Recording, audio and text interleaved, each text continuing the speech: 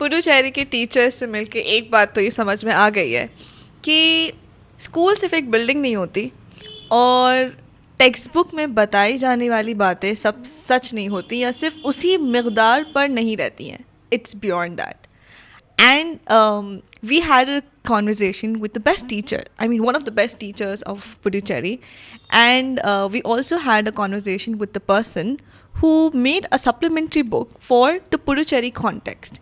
And today, this video is just entitled about what were the student struggles, what was the shift from SCRT to NCRT after the NEP 2020 policy, what were the teacher struggles, teachers कैसे उन struggles के through, and they had such crazy activities कि मैं आपको बता भी नहीं सकती. कि मैं चाह रही थी कि बस एक वो सेशन था.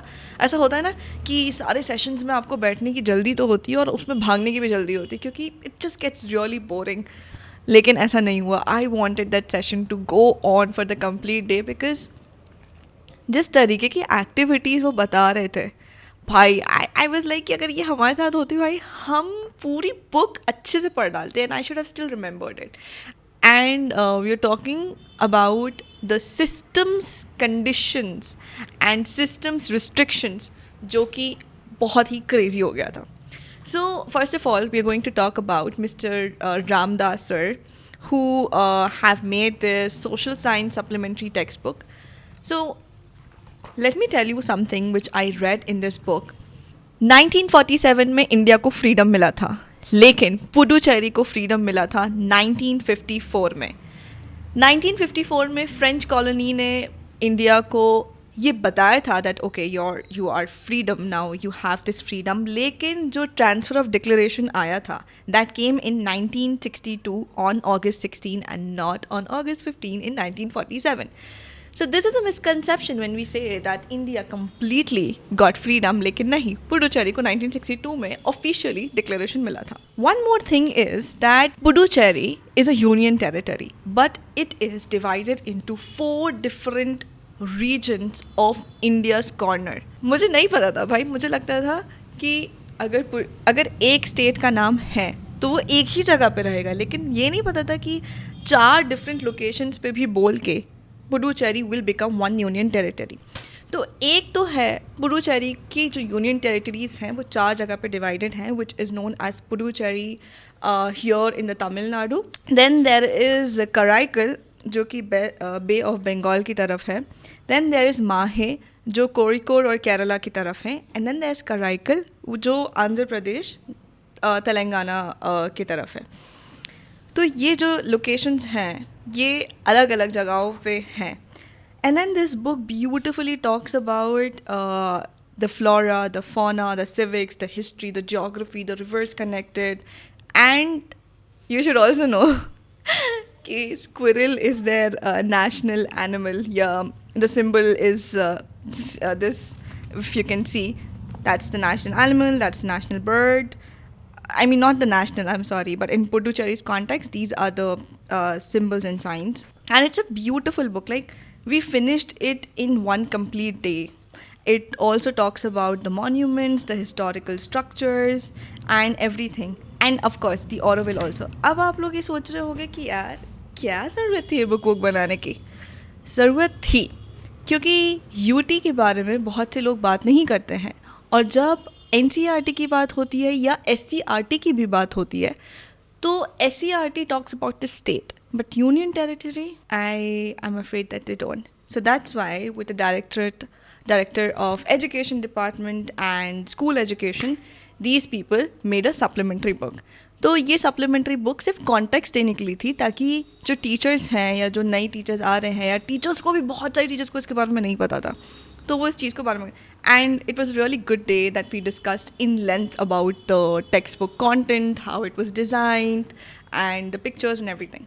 Now we will be getting into the most cute part of this video because I really loved the way teachers were using games and interactive sessions. But first we are going to talk about the problems and then later on the solutions, the struggles and how it happened. So the problems have been कि जब हमने बच्चों से पूछा और जब हमने teachers से पूछा that what is the most difficult subject in which student struggles the most, guess what they said? SST means social science studies. That is because history, dates, timelines, rote memorization, not feeling what is there, like I mean क्या करेंगे हम ये पढ़ के, is what the people think, of course in their own language. तो अब ये हो गया बच्चों का स्ट्रगल. टीचर्स का स्ट्रगल ये रहता था कि अगर उन्हें कोई चीज़ लग रही है कि इसमें फीडबैक की ज़रूरत है और वो फीडबैक दे रहे हैं, so their voice is not heard, their feedback is not shared. जो टेक्स्ट बुक पब्लिशर होते हैं वो आके उनकी ट्रेनिंग लेते हैं, not the ones who makes the text book. There is a difference between textbook making and textbook publishing. So जो textbook publish करते हैं they come and they take the training. Then teachers को एक guide दी जाती है. देखो हर जगह पे टीचर्स को पढ़ाना आता है, किसी भी कहीं भी तरीके से उन्हें आता है. आप हमें मत सिखाओ कि पढ़ाना कैसे है, आप हमें ये बताओ पढ़ाना क्या है. तो टीचर्स गाइड में ये बताते हैं बहुत ही like this is not me saying it, I am just a speaker saying all these things. लेकिन टीचर्स सेड दैट बहुत ही इम्प्रैक्टिकल सी चीज़ें होती हैं टीचर्स गाइड में, बहुत ही रेपिटेटिव हो जाती हैं चीज़ें. And they should really focus about content delivery, what is coming in the next, what is new for them, and they are expected to strictly follow the textbooks कि जो text book में लिखा है वही टेक्स्ट बुक में देना है. लेकिन ये नहीं होना चाहिए, ये नहीं होना चाहिए इज़ बिकॉज बच्चा अपने एक लोकल कॉन्टेक्स्ट से आ रहा है.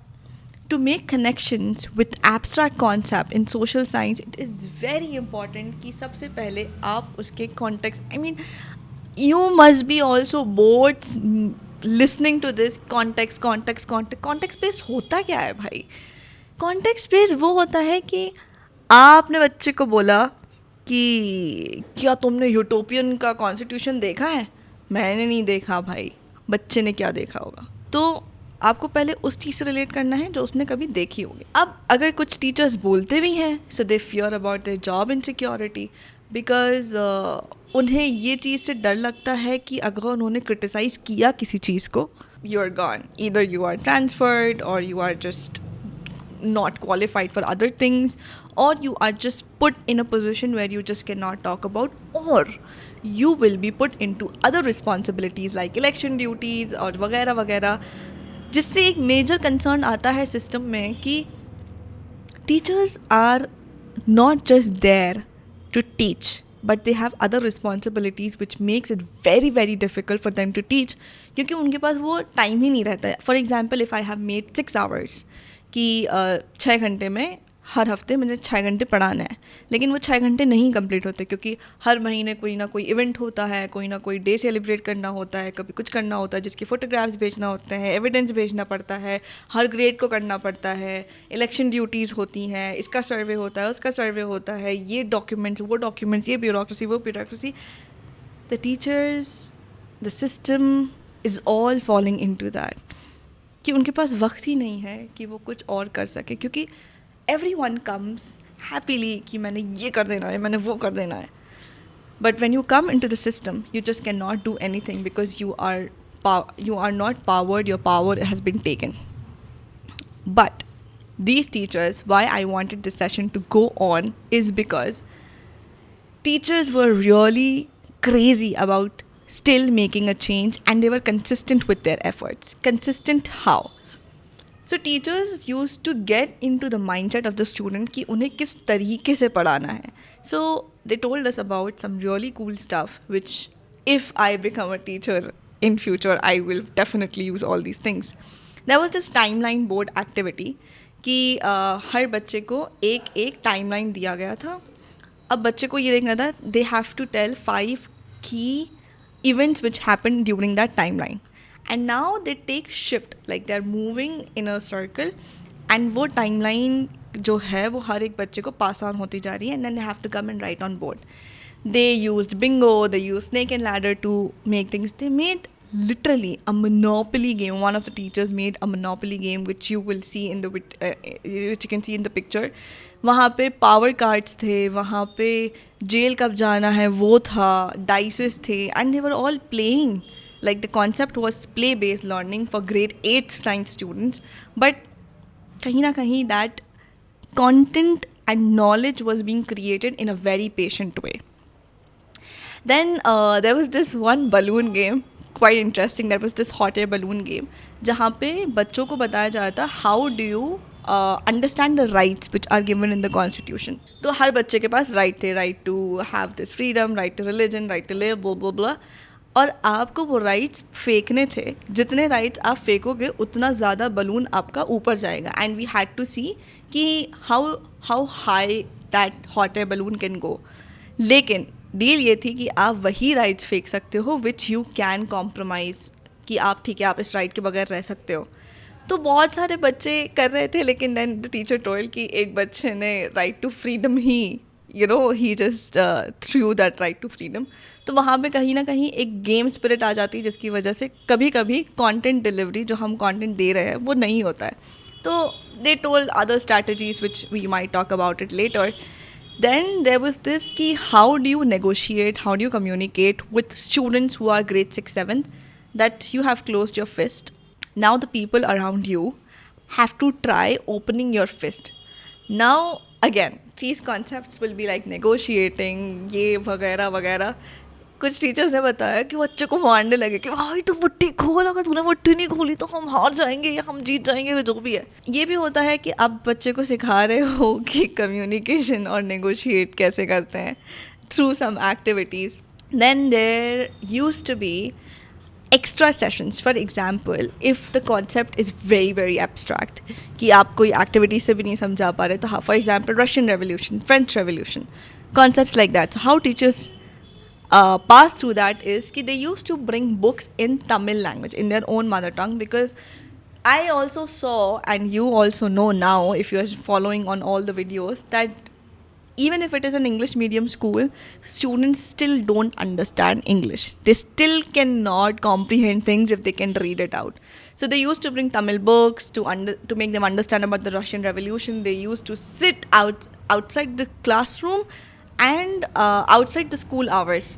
They'll sit for an hour or two with the students, have a discussion after reading their books, and they'll give additional resources, books, newspapers they used to give. They used to bring newspaper cuttings in every class, ताकि बच्चे को ये भी पता हो कि भाई आजकल उनकी दुनिया में क्या चल रहा है, उनके आसपास क्या चल रहा है. So that's how teachers have made a change.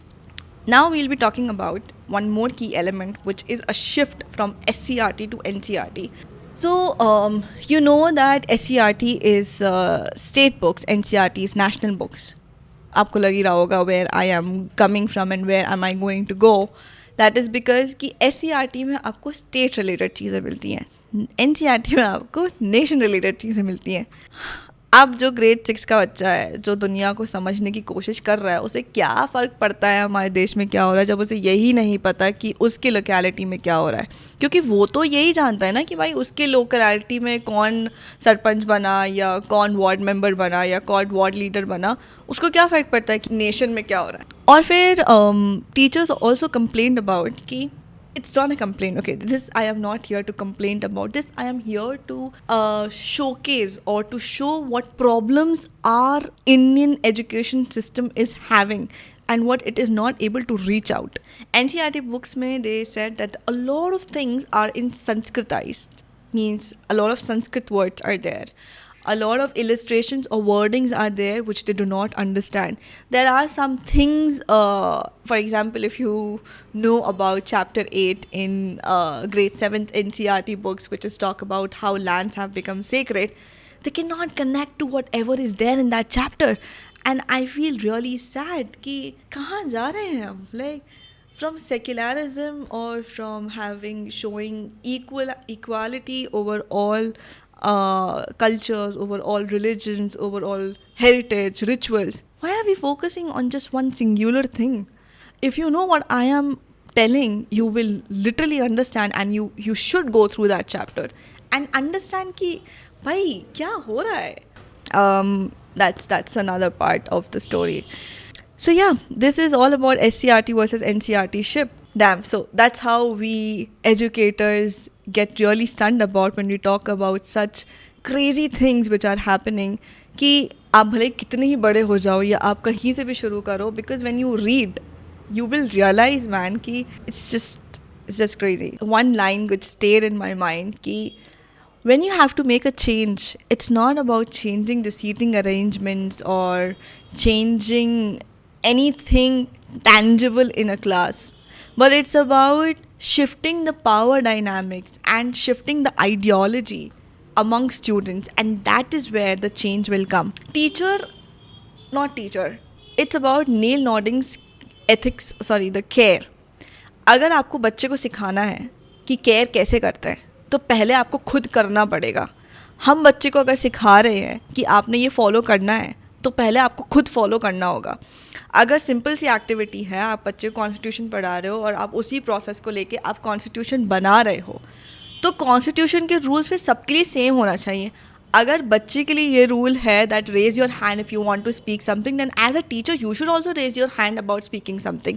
अगर आप कह रहे हो कि भाई मारना नहीं है, कि आप बच्चों को फाइट नहीं करनी है, you should also be a teacher कि आपने एक दूसरे से फाइट नहीं करनी है या आपने बच्चे को मार के नहीं पढ़ाना है. If you have to go out of the classroom, जैसे बच्चा परमिशन लेता है, टीचर को भी उसी तरीके से सबसे परमिशन लेनी चाहिए. सो what I am saying is, if you want to teach democracy, if you want to teach abstract concept, you should first become a person to teach that same thing. आप सही नहीं कर रहे हो, आप बेहतरीन मार रहे हो बच्चों को और बच्चों से कह रहे हो तुम लोग लड़ो वड़ो नहीं साथ में, कैसे चलेगा? तो ये चीज़ें होनी चाहिए. And so we ended the teachers thing with how one can understand if their pedagogy is working. Exit slips. Exit slips are basically, you give exit slips, or make a habit, make a ritual. You give exit slips to every student and you write 3 things you learned from the class, 2 things that you can explain further, and 1 question if you have from the teacher. And these students will go, it's a 2-3 minutes. शुरू में आपको शायद बहुत time लगेगा, but once it becomes a ritual, man, I'm telling you, you will see the improvement in students. You will see the improvement what you have to do in your pedagogy, in your content, in your way of speaking, in your way of teaching. And that's how the change will come. I have so much to speak about, but I think that you might be more bored about listening to all that. But we can continue this in the next series of Pondicherry, and we will talk about it more in detail.